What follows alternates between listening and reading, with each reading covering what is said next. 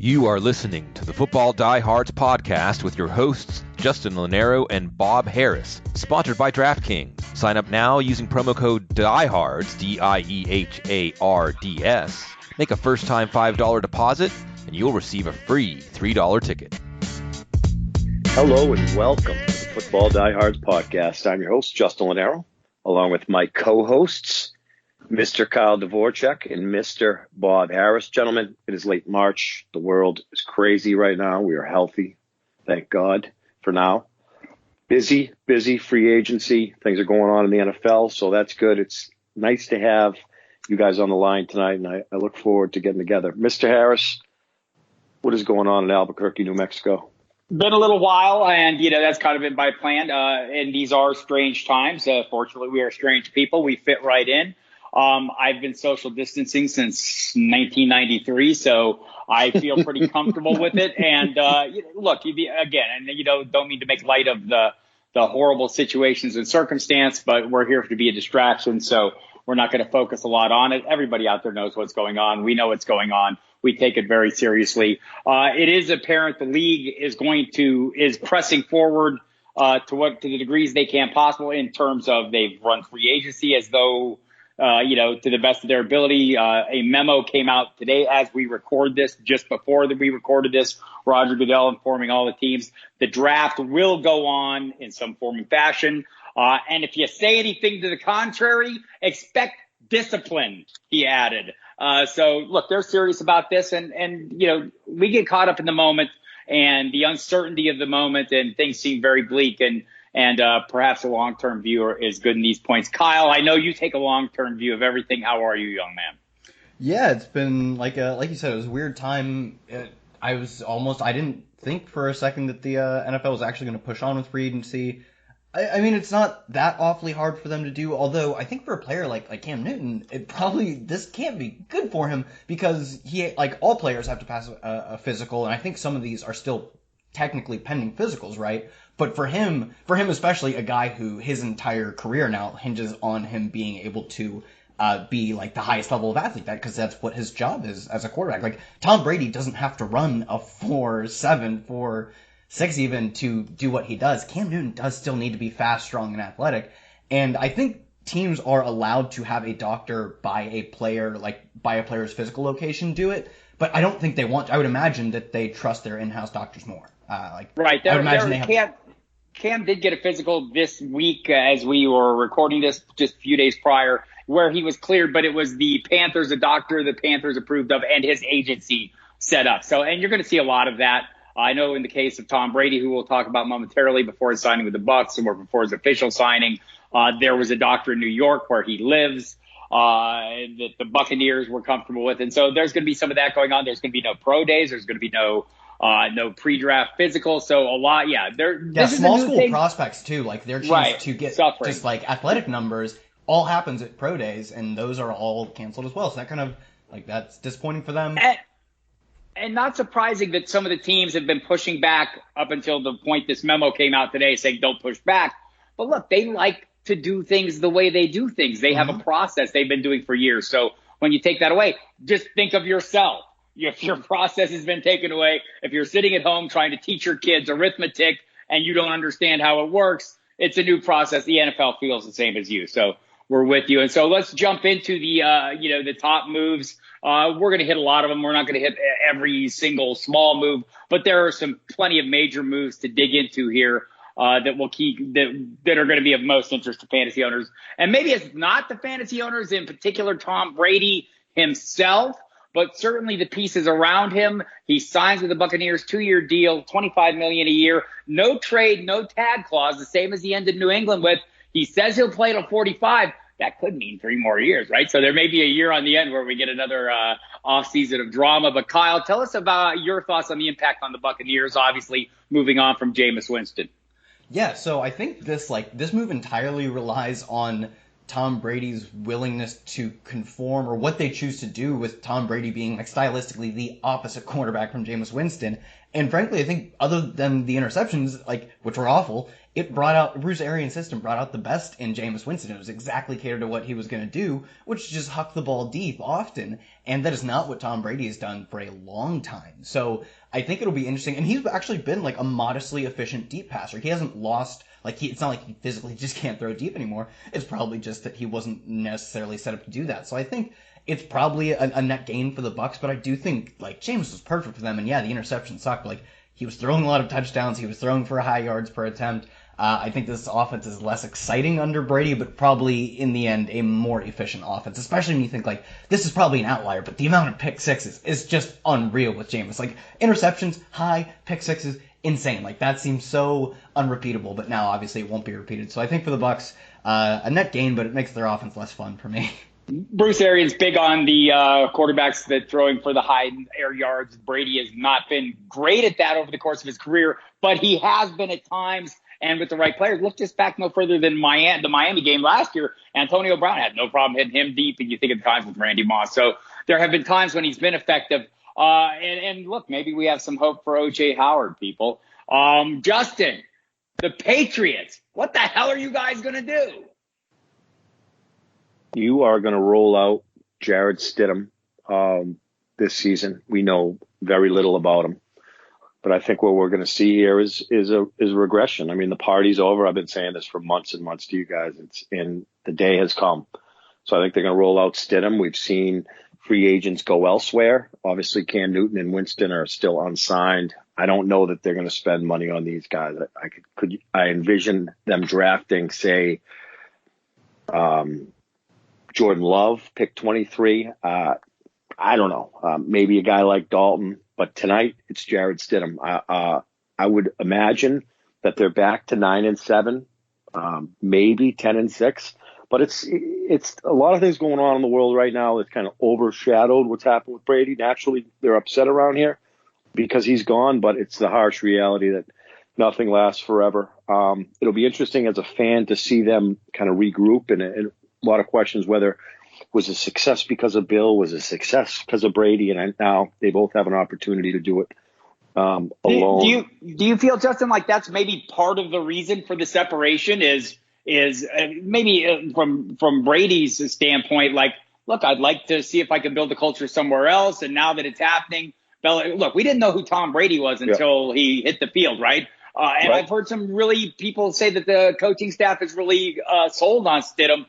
Mm-hmm. Can you see that? How do you see this offense? If it is Stidham, could they go run heavier? I know they went out and signed a fullback, the Dan Vitale from the Packers. They could. Well, no, we don't know what James Devlin's going to do, but could you see like a run heavier, defensive oriented approach there? Yeah, I mean the running game was non-existent last year, in spite of the number of backs that they tend to carry each year, and there is some talent. I mean, I don't know what Sony Michel is, but the offensive line was terrible. Wasn't great in Tampa Bay either, but comparably mediocre at best. Look, when Tom Brady went down in 08 with the knee, Matt Castle slid in, won 10 or 11 games just like that, got signed by the Kansas City Chiefs to big money the following year. So is Tom Brady somewhat of a product of the environment? Maybe, and it might happen. But yeah, it's going to be, look, the weaponry tonight. Julian Edelman is upset that Tom Brady's gone. You had some youngsters in N'Keal Harry. They did not replace Rob Gronkowski. Haven't signed anybody this offseason like the Emmanuel Sanders of the world. And it is what it is. So I think it's a little bit of a rebuild. And if you think that they're going to win 12, 13 games, think again. They've moved Jamie Collins. Kyle Vinoy's gone. But one thing Bill can do, and he has done historically, is built great defenses. So it could be a combination of let's run the football, let's play defense, let's not ask a lot of Jarrett Stidham.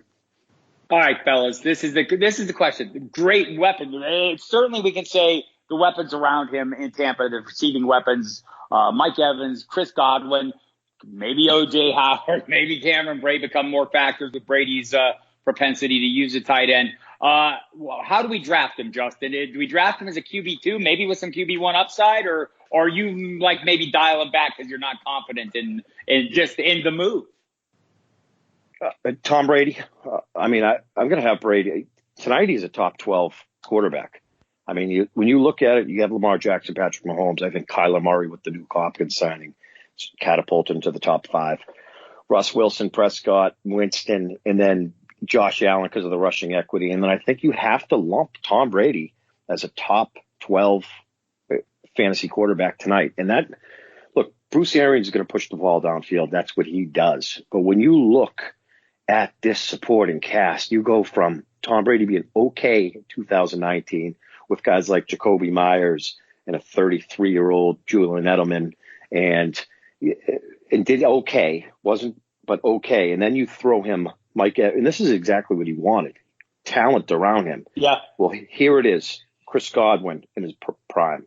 Mike Evans, who does it every single year. An underutilized O.J. Howard, who could be a top 10 tight end, in my opinion. And Cameron Brate.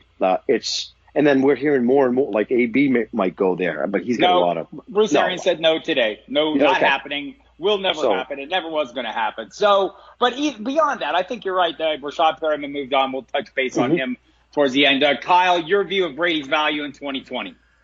Yeah, I mean, anytime you get a guy in an offensive system that is so tailored for fantasy points in general, like regardless of even if Brady physically wasn't really able to throw deep balls that well anymore, which he's been efficient doing, so I think he can.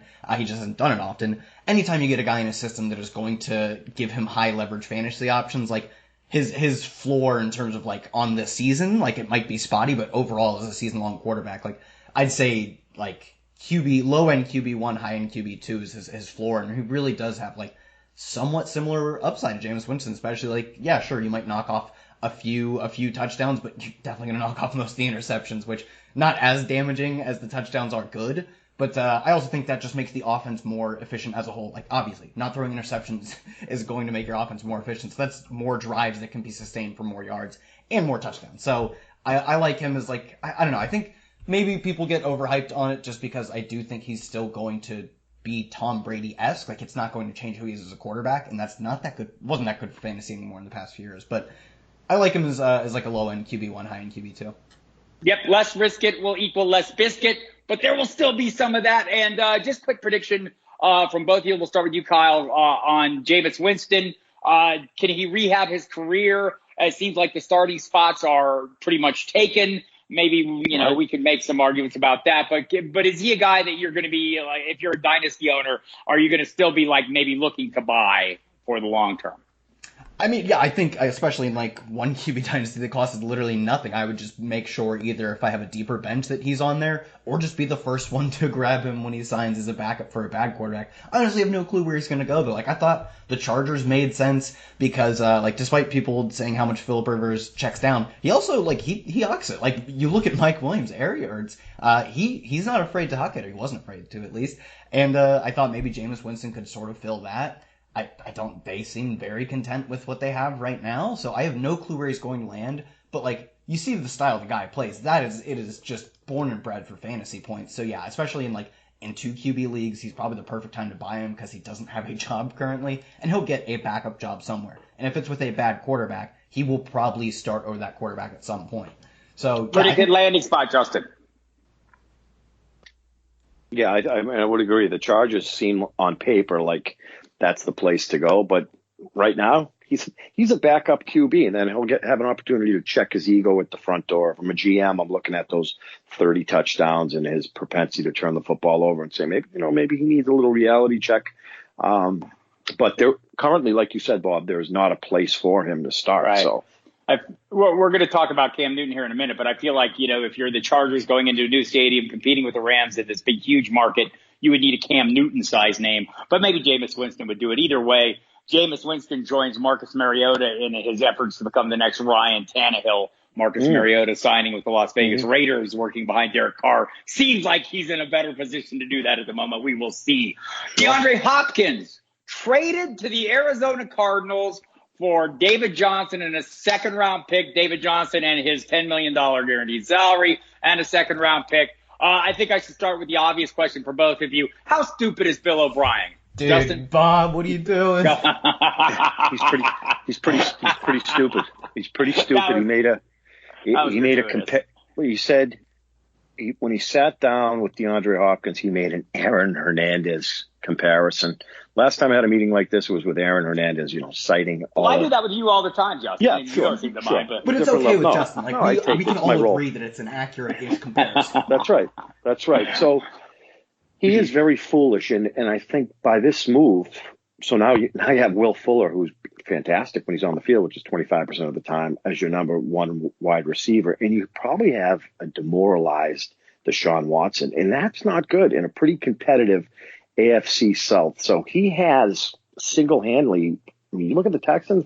I was optimistic about this team. I'm sure you guys were as well. In fact, thought it was a close game for a little bit against Kansas City, and DeAndre Hopkins is arguably the best wide receiver in the game. So Bill O'Brien is very stupid. I cannot believe he's still employed even prior to the new Hopkins news. So he must have some dirt on the owner. So while you're on that subject, then I'll just roll with this, Justin. We'll go with your thoughts on the impact on the Texans then. David Johnson, can he rehab his career there? And you mentioned Deshaun Watson, Will Fuller. Is there anyone else there that benefits from this move of DeAndre Hopkins? I don't think so. I mean, I think we saw I was never a huge David Johnson guy to begin with. In fact, I can remember seeing him on special teams early on in Arizona. I understand he had the hand issue.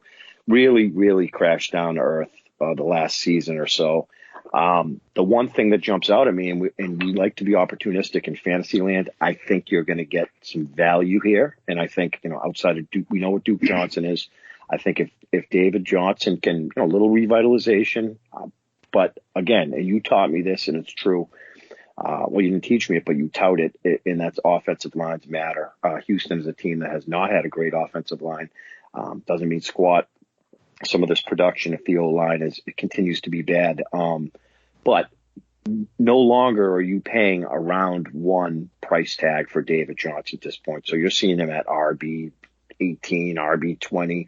If I'm guaranteed some of the volume that we're accustomed to seeing with David Johnson in recent years, and he's healthy, then you're going to get a value, and I will eat that up all day long.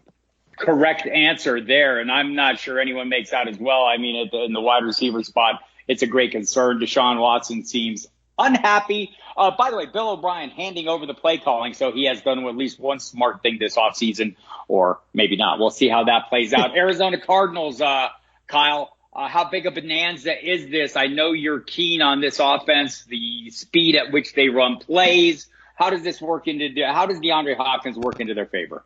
How many ways, should I say? Yeah, I mean, when you look at, last season, Larry Fitzgerald, I think he's still fine. The fact that he's getting volume has to be some sort of proxy for his talent. I don't know how much he has left in the tank anymore, but, he's fine. Christian Kirk, very solid, but then, what you have after that, the drop-off is atrocious. They just had nobody. Everybody they had was, these injured, undrafted free agents, and they should not have been, that's not how you support a rookie or a rookie quarterback. And to their credit, they tried to. I'm not sure what happened to Andy Isabella. Hakeem Butler was hurt before he ever got a chance to step on the field. So, I can't blame them too much for the effort they put in. It just didn't work out. But, that left Kyler Murray really on an island alone. You saw what he was doing in, one, his offensive line was terrible too. But, really, he just had to make so much out of so little. And DeAndre Hopkins is probably the second best receiver. And it's hard to untangle Michael Thomas from Drew Brees. Very arguably, the first, second best receiver. So, what this gives to them to always have three competent receivers on the field, and because they are always going to have 3 or 4 receivers on the field, I think this just raises the floor of every play they are running because they have such a good wide receiver out there at all times now. So, yeah, I'm at this point, it probably last season, I was so incredibly excited for the Browns offense. I think I had next to zero Baker in my best ball leagues because the hype just got so insane that you couldn't play you have to be drafting late round quarterback. It is so clear, especially the past 2 years from perfect examples where you got Lamar Jackson, you got Patrick Mahomes as your late round quarterbacks. I don't know if you get the best quarterback in fantasy ever, in back-to-back years out of late-round quarterback, but we know that's the optimal strategy. And I know for certain now Kyler is going to jump out of late-round quarterback. He was probably doing that before this, but it's almost certainty now.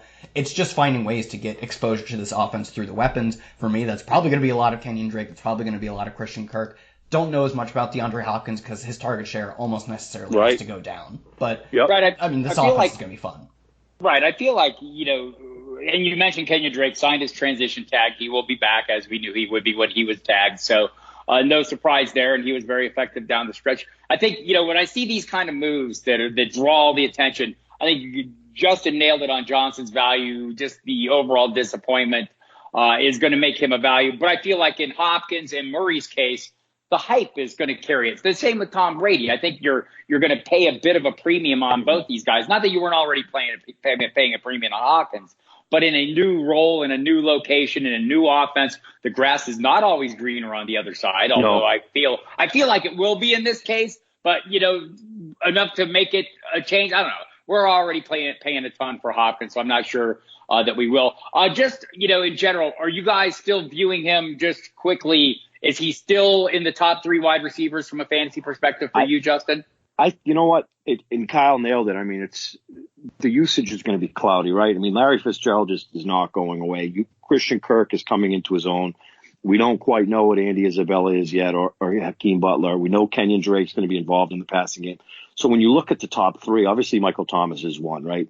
And then you have Davante Adams, like 1-2 for me. Davante Adams is not going to be fighting with a Christian Kirk or Larry Fitzgerald in terms of usage. And then you start getting into the new Hopkins, Julio Jones, Tyreek Hill, and then Godwin and Evans, kind of somewhat of a dilemma there, like with those two. But he's a top 5. But I'm going to draft Michael Thomas and Davante Adams in front of DeAndre Hopkins. Again, if you think that DeAndre Hopkins is going to have 90, 95, 100 receptions in this offense, I have a tough time envisioning it. He was the Lone Ranger in Houston with Deshaun Watson. It's kind of a different scenario in Arizona. I know they run a lot of plays, and the other thing is an unclear rapport with Kyler Murray. I mean, who's to say that he's not going to cling on to Christian Kirk, and again, Larry Fitzgerald is there. So clouded usage, kind of skeptical. Do I love him? Yeah, we love him. But am I going to take him in front of Davante Adams or Thomas? No, and maybe not even Julio Jones. So Christian Kirk, a guy you're going to look to leverage the value on, Kyle? Yeah, I think like I was saying, like it's going to be Kyler Murray's going to be overvalued just because that's what happens when you get a quarterback who's like he might literally be the 4th or like 3rd quarterback taken. And DeAndre Hopkins, like we said, this is a knock for him. His target share is going to be cloudy. Christian Kirk is going to be so cheap. Like people are just going to write him off, despite the fact that I don't think he has any shot at being like the wide receiver 1 on his team anymore. That's clearly not in the cards. But he can still have massive spike games, especially now that he's not going to, no one's going to cover him. He's not going to be the focal point of his passing game. Like, it's going to be a lot of boom bust weeks, or at least some boom bust weeks. And I think that probably makes him a better best ball play, because I just don't know when you would be playing him unless their offense is just on at all times where you just want to play anything you can get on it. So I think he's probably a really good best ball option, but he's so cheap that he's totally fine and just standard season long too, because their offense does just hit another level where they're one of the leading scoring offenses. Yeah, the second or 2B receiver in that offense is still going to be a weekly starter. So yeah, I think he's I'll probably have a ton of him. Fair point. And I will just say before we move on to the next item here on the agenda that Justin's stunning dismissal of Devin Funchess in Green Bay shocks me. And Devin, who I have no doubt listens to this show, will certainly be more greatly motivated to excel. Yeah. Actually, you were totally correct. It's Davante Adams and no one else. Todd Gurley, released by the Rams after, what's he made? $49 million. He's 26 years old. He's going to be okay, people. Anyone out there they screwed Todd Gurley. No! Todd Gurley's going to be fine. And so is his cap. But he signed a 1-year deal with the Falcons, Atlanta, that they have released Devonta Freeman, who has yet to sign with a new team. So this creates some interesting circumstance. Number one, Kyle, the impact on the Falcons, who now have a first-round pick at every position but fullback. Yeah, that is the funniest. It's the first time. I think they were either the first or the only first to get 10 first-round picks as their starting offense. Also, this assumes that Laquan Treadwell even makes the team. Right. Let's be clear. I think Fair. Everywhere else is probably locked in or close to it starting. I know they drafted first round linemen at 2 positions. I think it's both right positions, right guard, right tackle. Hayden Hurst will probably start. Obviously Matt Ryan, Julio, and Calvin. I would bet against Laquan Treadwell even making the roster, frankly. Other than that, also it doesn't really mean anything because a lot of these guys are just retreads, Laquan Treadwell and Hayden Hurst. Todd Gurley sort of being the same. Like, his contract says that, yeah, he's kind of a retread at this point. And what we saw from him last year says the same thing. He's probably no different than Devonta Freeman in the value adds. And Freeman last year still garnered a lot of targets, which, like, as an outsider looking into an offense, you want a running back who just gets a lot of targets because we know that's how you win in the modern NFL. So even if they're not the most high impact targets, guys who get more targets are getting their teams to do a better thing. Gurley wasn't really used in the receiving game last year like he was in years prior. Like, he split that. That was like part of the role he continued to seed. He seeded all parts of his job, but that was a big part in it. He wasn't this giant target magnet. So if they choose to use him like they used Devonta Freeman, it's probably just a wash. If they don't and they just run him, like, it's not a good signing at all then. Right. Justin Lonero, Sean McVay, how the mighty have fallen. Look, you could make a pretty good argument that the Todd Gurley deal, came before the real knee issues came up, but still seems like maybe in hindsight, certainly not the greatest deal. But now, where do the Rams go? What can we expect from this offense minus Todd Gurley? Well, you can have a 1-2 punch in Malcolm Brown and Darrell Henderson. I think they love Darrell Henderson. We saw splashes of Malcolm Brown, kind of, the yin and the yang with these two. You're gonna see a committee here, but I think you're gonna see more of Darrell Henderson. What we've seen of him has been good. I mean, one of the best players to ever play in Memphis. They were high on him. They drafted him relatively high. They moved up to draft him. I think Todd Gurley's another one of these players where GMs are opening their eyes. Like, we don't need to spend money on running backs. Good for Todd Gurley.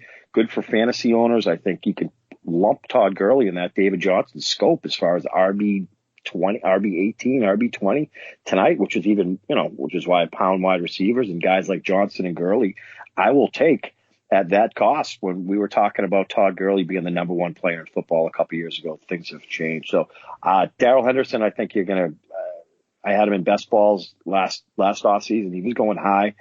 I think you can have him at a good cost. Brown, not so much. I think Brown is that quote unquote handcuff. I think Darrell Henderson can do more. Yeah, I think that Henderson's the kind of guy in open space who can get a lot done. Maybe injuries kind of slowed him a little bit or slowed his development. Kyle, how do you see that in terms of Gurley's value? And look, Malcolm Brown's going to get drafted, but I think Henderson's the guy we've got our eye on. Yeah, I think you nailed it. For Gurley, he probably lands similar to what he did last year. Like, I don't think there's a good chance that he's that efficient anymore as a runner. One, because we saw last year the Falcons weren't a great running team. And it's not like we can tell by what he did last year. Like, he's good enough to do what his offense gives him. He's probably not going to get you much any more than that. So I think he's going to be like similar to what he was last year. A not super efficient guy, but a guy who gets volume, and he gets volume on a really good offense. So that's going to lead to touchdowns. It'll probably be similar. If they use him in the receiving game more, that's really where I don't want to say reclaims his status that he was before, because he was the best running back in the league, but where he could at least claim as opposed to like a low end RB1, high end RB2, where he could push like top 5, top 6. And I think that really just hinges on his red zone and receiving work. So we know he's going to get a lot of like between the 20s carries. That's just not where you get fantasy points though. So for him, I don't know, I'm probably going to stay away. I just don't think he's fine. He'll probably do what he did last year, and that wasn't great. It was okay. For the other side, I mean, Darrell Henderson will probably get hyped up to a point where I don't want him, but I want him right now. Man, like, he is so incredibly electric, like a crazy athlete. I think he's only 5'8", but like he is a thick boy at 5'8".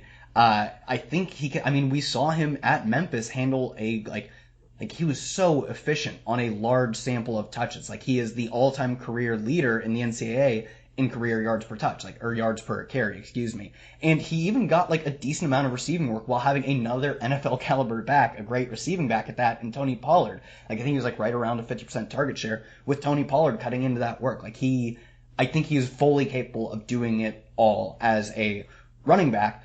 The problem is, like, the Rams seem to like Malcolm Brown. They placed, I believe it was a second round tender on him, and then matched it when the Lions tried to get him.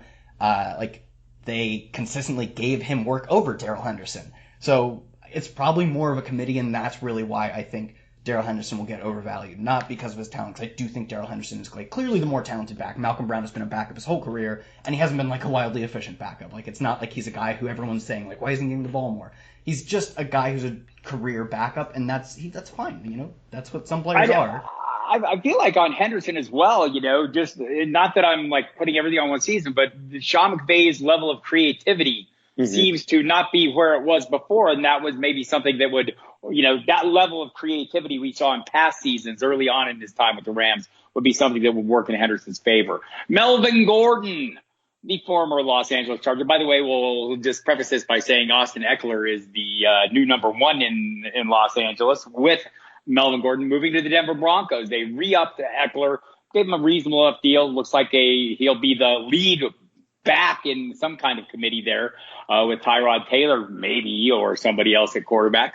But I just feel like Melvin Gordon going to the Broncos, this seems like a move where he wasn't going to get money anywhere, so he went to where he got enough money to face the team that let him move on and that he has a little thing against twice a year. He's got Philip Lindsay there. Our buddy Evan Silva at Established Run mentioned, upon the signing that Melvin Gordon goes in as the 1A to Lindsay's 1B. The Broncos have talked all offseason about bringing in another back. And look, Gordon's name had come up in that conversation. Lindsay's been a great runner for an undrafted back, but to me, he kind of demonstrates why you don't pay for a back. Here's a guy who's yet to make $1 million, back-to-back 1,000-yard seasons. That may well change. And Melvin Gordon, if you worship at the church of yards per carry, not all that impressive. What do you think, Justin? What is Melvin Gordon's impact in Denver? It's a John Elway move, and I don't think the money was allocated properly. I think prematurely they're giving up on Royce Freeman, our friend Brad Evans in the Denver area. Gentlemen, I feel like every time we've seen Royce Freeman, he's been productive on the field, has not gotten the usage because he's kind of been buried behind Philip Lindsay, who I think at times Kyle's been skeptical of because of his size. Look, Melvin Gordon to me is a sensationalized Leonard Fournette. Volume, plotter, not a lot of yards per carry, can get it done in the passing game. And he gets the ball so much that his numbers are relatively tall. But I mean, then when you look at Melvin Gordon's numbers, I mean, there's been injuries. He's okay. I don't know that it was a necessity to sign him. And I'm going to go ahead and there is no way that I'm going to spend, that I'm going to call Melvin Gordon in front of Josh Jacobs or Joe Mixon or maybe even Leonard Fournette, given the fact that Royce Freeman is still on the team. Philip Lindsay's going to get the football as well. So over the days are Melvin Gordon that you're going to have to pay a first round premium for. You're not going to have to do that. But ironically, you're going to have to probably come close to doing that with Austin Eckler, which has shown that the position is expendable. This time last year, we were talking about Melvin Gordon holding out, and it was holding out. Then Austin Eckler got his opportunity, and he got signed on the cheap as well, but he can do a lot. I think he can do a lot more than Melvin Gordon. So I think it was a stupid play as an organization grabbing him, given that you have depth there, and I think the money could have been used elsewhere. Right. I get that you want to, Drew Lock is a young quarterback and you want to have a strong rushing attack. I don't know how much stronger it gets in this case. I mentioned worshiping at the church of yards per carry. I sit in the second pew when I go to that church. I sit in the first pew when it comes to the church of clear paths to workload. Does Austin Eckler have that, Kyle? Dude, we are taking our pants off for Austin Eckler. Like, the only thing that really at this point is going to affect that is if they draft a running back, which you talked about, the Broncos are the picture-perfect example. They have firsthand experience in knowing what the value of running back is. They just found a guy, and he turned out to be really good because, he's talented. Their offensive line was good enough for him to be explosive. It wasn't great, but who cares? He's an undrafted free agent. You pay him nothing, and even if he's good or bad, it doesn't really affect your offense in a major way. And then where Melvin Gordon came from was another great example. Austin Eckler, most efficient receiving back, almost ever. I think his yards per target as a receiving running back was if not the highest, a top 3 or something like that. Top 5 or 6 most receiving yards for a running back ever. And he was as efficient more or less as Melvin Gordon as a rusher. So everything in this whole story shows us that you don't need to be drafting running backs high. I pray that the Chargers learned that, and they probably kind of seem to have in the fact that they weren't willing to give Melvin Gordon a ton of money on a long-term deal. So that really has me believing that if they bring in a running back in the draft, he'll probably just be a guy to more or less take Justin Jackson's role. In which case, yeah, I think Austin Eckler, like, sure, he'll probably regress some. He scored touchdowns at a crazy rate. He was getting targeted on, like, a per-snap basis higher than, like, any other back. But I think now this is a chance for his role to expand to make up for that regression. And at which point, yeah, he's like an RB1. I love him in Dynasty, especially now that I think for the next few years he is going to have this hybrid role that is going to be super fantasy valuable. And for this year, I'll probably be at least with the field on him, like in terms of like best ball ownership, if that's how you wanted to gauge it.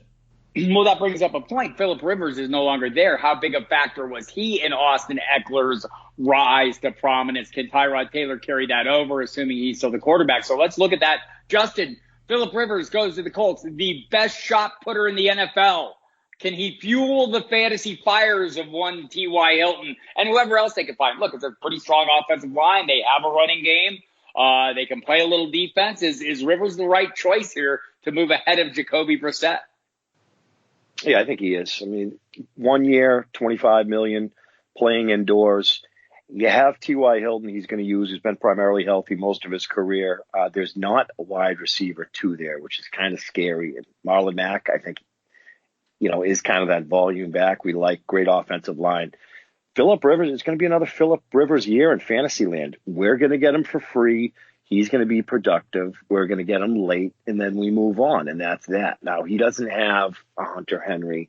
He doesn't have a Mike Williams there, but he does have T.Y. Hilton, who will get out of value. So I'm fine.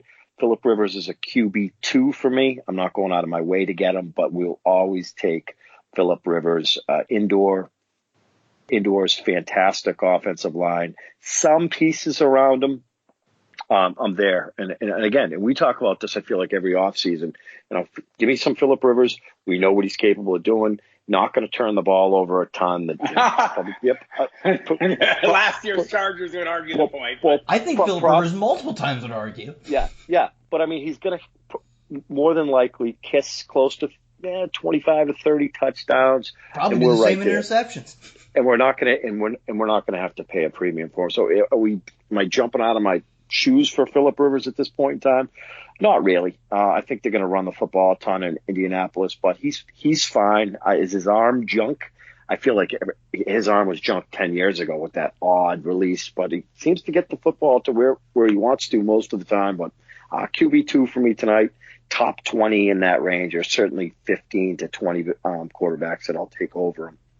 I set the controls on the way back to just a few years ago. Anthony Lynn, offensive coordinator for the Buffalo Bills, calling plays with one Tyrod Taylor as quarterback. Sammy Watkins, for about a 9-game stretch, was the most unstoppable wide receiver in the NFL, playing with Tyrod Taylor. Am I getting overly enthusiastic here, Kyle? Look, Keenan Allen, Mike Williams, Hunter Henry remains. He was franchise tagged, so he will be remaining there. So what are our expectations for those components in this offense if it is indeed run by Tyrod Taylor? And maybe we'll talk about some other possibilities momentarily. Knowing what we know now about Sammy Watkins, that receiving corps must have been just downright god-awful. Although they might have had Robert Woods. They might have had Robert Woods at the time. They did. Yeah. But he was not Robert Woods yet. Exactly. He was not Robert Woods. And Sammy Watkins Bob. was not our Sammy Watkins. He was a different one for sure. Tyrod was like a modestly efficient passer. Like, he was more efficient. His career, like, yards per attempt is higher than what Phillip Rivers was last year. Like, Phillip Rivers looked dusty last year. Like, he looked horrible. Yeah, like, he legitimately was just a bad quarterback. Like, you look at how many interceptions he threw. I think he was like well over 20, wasn't he? He's old. If it weren't for Jameis Winston just being the interception warrior that he always is, like, we would be talking about how Phillip Rivers just couldn't stop. Yeah, they are similar, except like not quite. Jameis has got a stronger arm. Yeah, Jameis has got a stronger arm. Rivers is throwing more ducks. So I think Tyrod Taylor, although this offense probably does get a little more run heavy, even just in the fact that like his dropbacks are going to turn in scrambles more often. It can be more efficient because Tyrod Taylor's career stats are more efficient, and their career stats on the Buffalo Bills. He didn't have good weapons there. His career stats are better than what Phillip Rivers was last year. This offense has the potential to go up in efficiency because of that. And, I mean, Tyrod as a quarterback is just, like, he's a fantasy god. Like, he's so cheap, always. He was always cheap with the Bills, and he ran for, on average, 500 yards a season. Like, he is basically, if you guarantee me 16 starting games of Tyrod Taylor, which who knows, like, he is clearly a bridge quarterback. He's kind of like, as a thrower, he seems somewhat similar to Teddy Bridgewater. He's like relatively conservative. He had one good year of deep ball throwing, but that regressed. Like, relatively conservative. He's probably, unlike Teddy Bridgewater, just going to look to run and take what the defense gives him. But like, as a fantasy player, that's great. If you give me 16 games of that, I think he is a top 10 quarterback. Because that's just what rushing does. If he's going to rush for 500 yards, which he did as a starter on average, like over the course of 3 seasons, that's what rushing does. It makes you a QB1, and that's what he will be with great weapons. Like, he does have, like, maybe Josh Allen-esque upside, which is like a top 5 quarterback. So yeah, I'm going to, unless, of course, like, I would probably wait to draft him until we find out if they do or do not take a quarterback. Like, that would pretty much shatter any chance of me having a lot of him outside of, like, my Dynasty Superflex leagues. But after that, I will be taking him as a QB1. Like, he will be my late round QB de jour.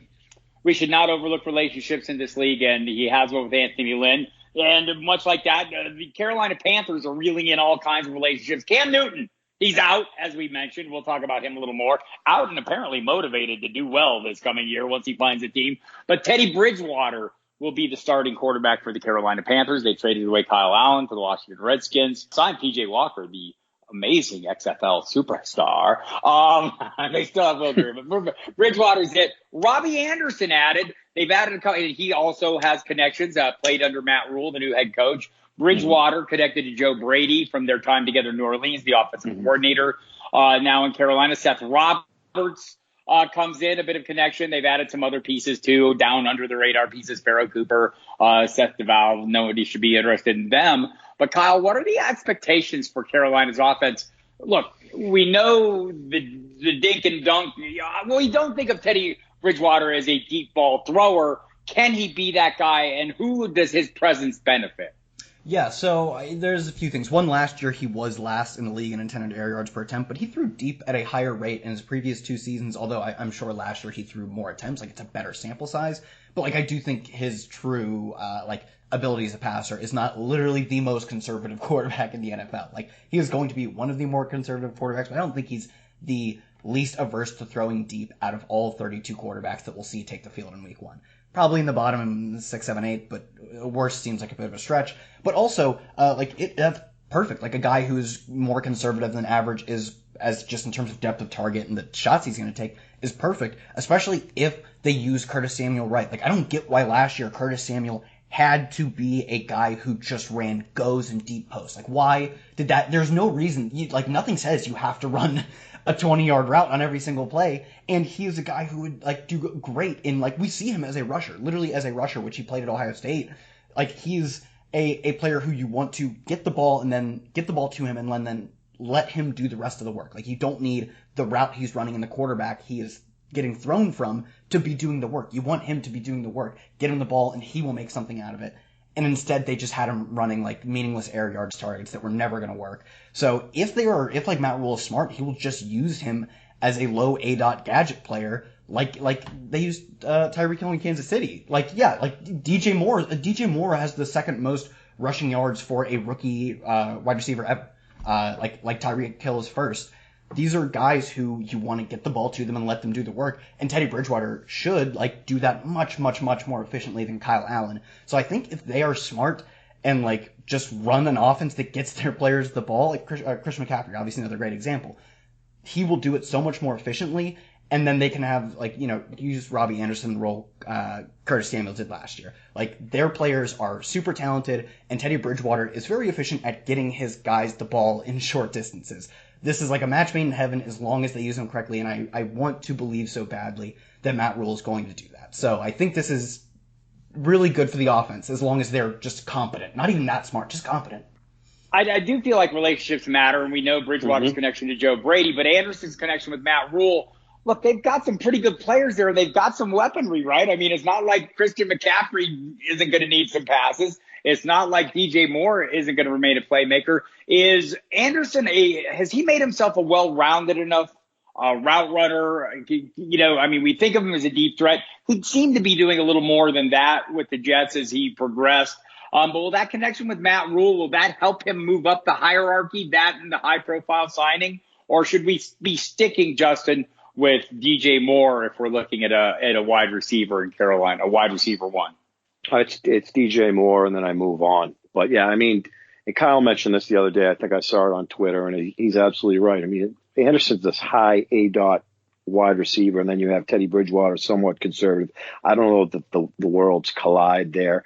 I think we know what Robbie Anderson is at this point. I don't think he's polished necessarily. I think he is that home run hitter where you have guys like Moore coming into their own, and he's a top 10 wide receiver in the NFL tonight. And I think, as Kyle also stated, it's time to let's see what Curtis Samuel is. Let's get him involved on a more consistent basis. So from a fantasy angle, I'm going to pass on Robbie Anderson. I don't think the stars align here. Now, this Teddy Bridgewater story is one of the best we've heard in years. I mean, this is a guy, I talked to Kirk Herbstreit several years ago when Bridgewater got drafted with Derek Carr. He said these guys were the two most NFL-ready quarterbacks that come out of this class. We know what's happened with Bridgewater.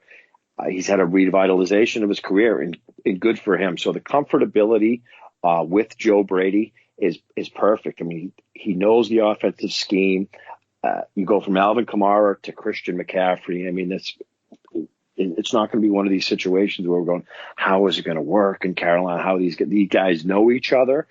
We saw what happened with Joe Brady and Burrow at LSU. I mean, he can develop Teddy Bridgewater into a pretty damn good quarterback in the NFL. So it's a good story all around. I think the Panthers are going to score a lot of points. They're going to see some empty backfields, Christian McCaffrey lining up. It's going to be a good offense in a relatively competitive NFC South. So I'm digging it. And again, it's a fantastic story for Teddy Bridgewater. This payday finally came and the pieces are there. So but back to your original question, not a lot of love for Robbie Anderson. I'm probably going to take my shot on Curtis Samuel before Anderson, and certainly DJ Moore is a top 10 guy, and I can find myself with a lot of them going into 2020. I feel like Christian McCaffrey will be very good. Cam Newton. So we've been talking about some of these potential openings for teams. We've talked a little bit about the Chargers with Tyrod Taylor. I feel like if you had a big stadium, you're competing with the Rams, you needed to put fannies in the seats, all those kind of things, you would want a super big name. Cam Newton would be a bigger name to me than Jameis Winston. But I don't know. I don't know if there's let me throw this one at you, Justin. Cam Newton, a New England Patriot. I saw him in the uniform, did not look right. So no, and again, and I hate to agree with Kyle as much as I have today, but if Cam Newton, if there's uncertainty about his mobility at this point in time, and we've talked about this for years, I mean that that's his bread and butter. Inside the 5-yard line, on the goal line, that's what he does. That's what differentiates him from other quarterbacks. His toughness historically, but the fact of the matter is he's worn down, and pocket passing Cam Newton has not been a beautiful thing over the course of his career. And if you're going to come to New England, and you're going to come to New England for a lot of money, which is probably not going to happen because Bob Kraft is fiscally savvy, if you will, you better be able to comprehend this comprehensive playbook here. And I don't think that the stars align from a marketing standpoint. I mean, you probably should have kept Tom Brady, but if you were to bring in somebody to sway your New England Patriots fans, I think Newton's a guy that can kind of, that the fans would gravitate to. So, but he's not going to be cheap, and that's the issue. When you got a guy like Stidham already has learned from the best in Tom Brady, and you can probably get a guy like Dalton potentially on the cheap. So it doesn't look. I don't think it looks great, and neither does Winston. We're hearing Winston buzz too, but it doesn't. It doesn't. Again, I'll stick with this. I think it's going to be Jarrett Stidham, Week 1 in New England. Predictions for Cam, Kyle?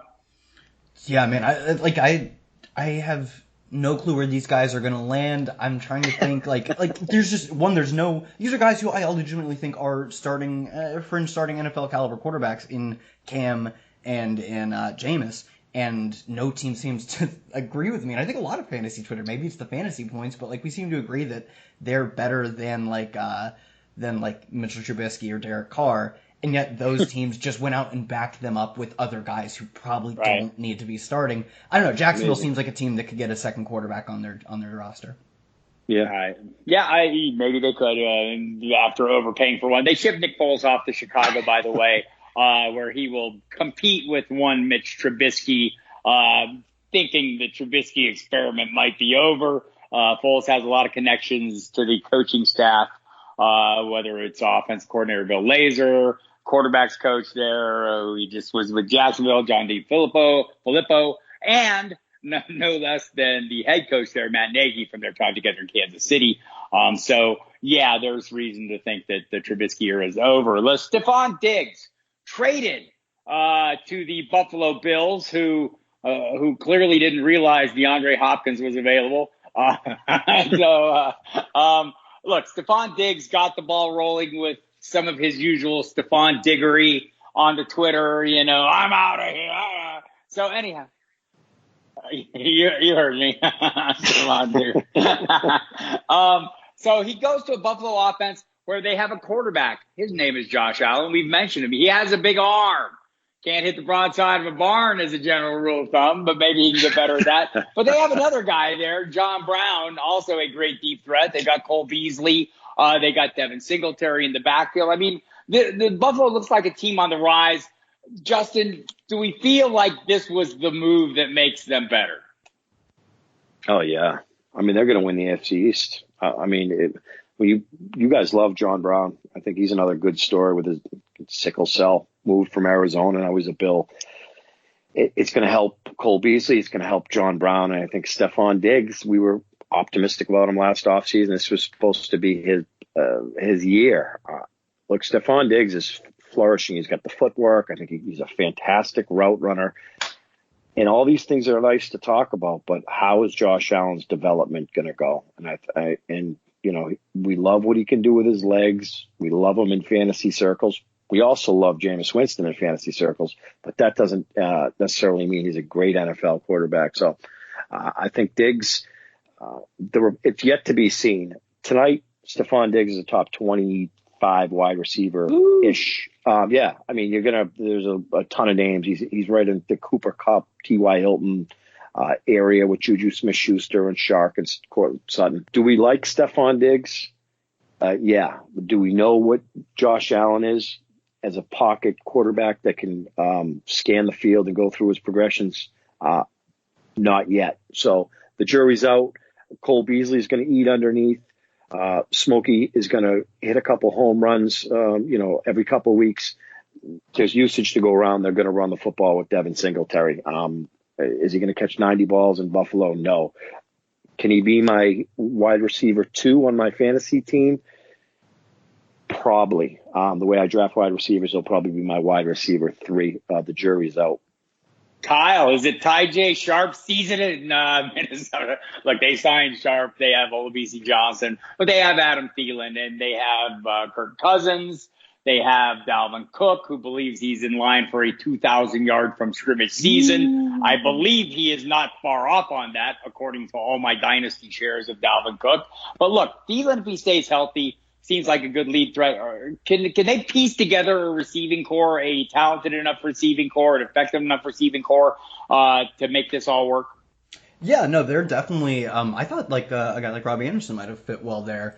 Got picked up. Maybe has Cam Phillips signed anywhere? XFL's best receiver? I don't think so. We get him a job there. But no, now they have multiple first round picks. This is a phenomenal wide receiver group in terms of the rookies. Like, you could even wait until the second or third round and I still think get a guy who could produce in week 1. And we saw Adam Thielen is more than capable of being a team's number 1 wide receiver. It was 2 years ago. It was the first 8 to 10 weeks where he either set or tied the record for 100-yard games in a row.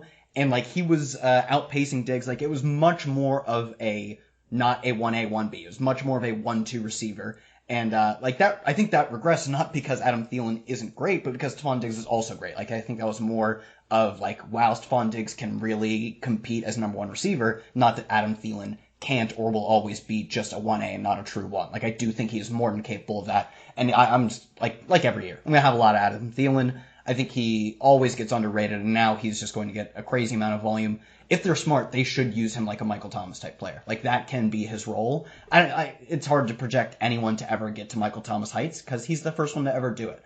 But I do think he is going to be a mega value, and I'll just have a ton of him. And I don't think a receiver 2 that I really care about much is on their roster now. I think it's more likely to be a rookie. But that's probably all I'd have. I'd be more interested in tight ends too. I think they have multiple tight ends that I would be interested in. Yeah, I like Kyle Rudolph is fine. He's going to cost nothing, I'm sure. Like, he'll have a few touchdowns. Irv Smith, though, is really, I think he should have a major role because they got to throw to somebody. And at this point, it looks like Adam Thielen and the rest, I think he could be almost their number 2 receiver. So I like that a lot. This probably also does mean more touches for Dalvin Cook. So that's probably, I just think the top guys get even more volume. And Irv Smith is one of the top guys. So. All right, so here we go. So you've mentioned tight ends. Let's move on to the tight ends of great that we'll be very enthusiastic about. Undoubtedly, Austin Hooper signs a huge money deal with the Cleveland Browns. Goes in. Kevin Stefanski makes heavy use of the tight end. Did in Minnesota.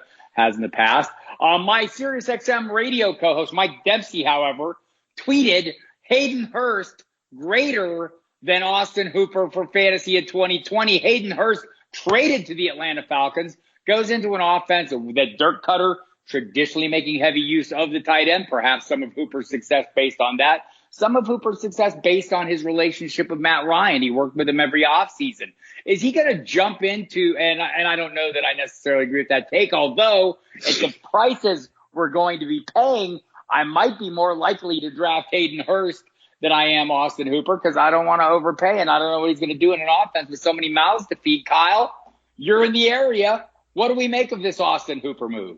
I completely agree with you. If I'm not taking one of the top 3 tight ends, which for the past, 3 years, it's been Kelsey, Ertz, and Kittle. If I'm not taking one of those guys, I'm just waiting to take a later shot, and I would assume Hayden Hurst will be a later shot. I'd much rather have him adjusting for cost than Austin Hooper, because they do have a tight end, David Njoku, who's at least talented. Like, I don't know if he'll ever end up being like a true star tight end position, which when you draft one in the first round, is kind of what you're looking for. I don't know, it seems less likely that happens, but it wasn't they run a lot of 2 tight end sets, but that didn't guarantee that either Irv Smith or Kyle Rudolph were great for fantasy. It just means they have those guys on the field. It doesn't guarantee that they'll get targets over Odell Beckham. They'll get targets over Jarvis Landry. And that's really the worry for me, is not that that Austin Hooper can't beat out or always be on the field with David Njoku. It's they have 2 guys who you should be targeting over Austin Hooper. Austin Hooper's good, but he's not George Kittle. He's not Travis Kelce. I think your targets are more efficiently allocated to Odell Beckham and Jarvis Landry. And this offense was bad last year. The floor is what we saw last year at such a high cost, and the ceiling is still that he's never going to be a target monster. So yeah, I'm probably completely out on him. I don't know. Maybe you can pick up David Njoku on the waiver wire if you're shallow dynasty leagues, but yeah, he's probably dead too. Or you can draft Hayden Hurst later. Justin, what say you about Hurst in this offense in Atlanta? A lot of mouths to feed there as well. But again, Dirk Cutter has a long history of making heavy use of the tight ends. And if you look at Hooper's targets the last couple of years upon Cutter's return to Atlanta, his numbers went up. You look back over time, his usage of Tony Gonzalez was amazing. So is Hayden Hurst now Tony Gonzalez? No, I didn't say that. Stop it. No. In fact, I remember when Hayden Hurst got drafted, he was a 29-year-old. And you were cautiously optimistic about him. And he was 29. He was pushing 30 in draft days. He became another Baltimore Raven. Hayden Hurst. Yeah. And I don't know that it's going to look better. I mean, look, tonight he's in a sea of mediocrity, and it's when you're right around tight end 20, which is where I put him tonight, and the Jack Doyle, Ebron, Hawkinson, Fant. I'm going to take all those guys in front of him, Evan Ingram. But you are right about where he is and how Dirk Cutter uses tight end. So yeah, the jury's out, and will I take a flyer on him? He'll be usable in DFS. He won't make the sea of mediocrity cut. In terms of the Cleveland tight ends, I think we're going to see more David Njoku, or he could be cut or traded mid-season. 3 tight ends were drafted in the first round 2017. Evan Ingram, O.J. Howard, who I haven't seen the best of, and David Njoku. And I think that, again, there's going to be 2 tight end sets in Cleveland. I would think that he would be better served elsewhere. No love for Austin Hooper at this point. You guys know I love him. You're going to pay a premium now under the Mark Andrews of the world. So that's where I'm at tight end. I'm probably going to wait. And again, you're not getting that round 10 Austin Hooper anymore. It's going to be more like round 5 or 6, and it's crowded in Cleveland. We don't know when Jarvis Landry is going to come back, so some usage will open up maybe the first part of the season for guys like Hooper, but it's a situation I want to avoid. By the way, we're going to get a discount on Beckham, I think. So it's a year to kind of, there's going to be some value on Odell Beckham. I'm there. I will close out with 2 questions, one for each of you. 1-sentence answers. I know Justin's will be 7, but I want 1. Start with Kyle. Emmanuel Sanders to New Orleans. Level of interest. He'll have at least like 3 good games, and you'll never know when they are. Right, I buy that. Rashad Perriman has resurrected his career. He is now the deep threat for the Jets. You buying that, Justin? I'm not buying that. He looks like Julio Jones' uncle. He was in a good spot. He's terrible. A harsh assessment. All right, but in general, this show is phenomenal. Tonight's podcast. We looked at most of the major moves. There will be other moves. Go to thefootballdiehards.com. You'll find a full accounting of all the moves. Kyle has a nice article up about that. I have an ongoing series of news items that goes into depth on all these moves and more. So check all that out. Check out John Lov's look at all the rookies and some dynasty drafts that he's done with some industry people. And let's wrap it up, boys, and get ready for the next one. Yeah, it was a good one. That's I don't think, based on the quarterback situation, we're out of interesting free agency moves. So we kind of picked a good time to knock this one out. Everybody, stay safe, stay inside. Tune in for the next episode. We'll probably have something coming out before the draft, and then we'll start getting fired up during the summer. Like Bob said, there's always stuff going on at Football Diehards, even though it's the off season. So for myself, for Justin, for Bob, guys, thanks for tuning in. Peace.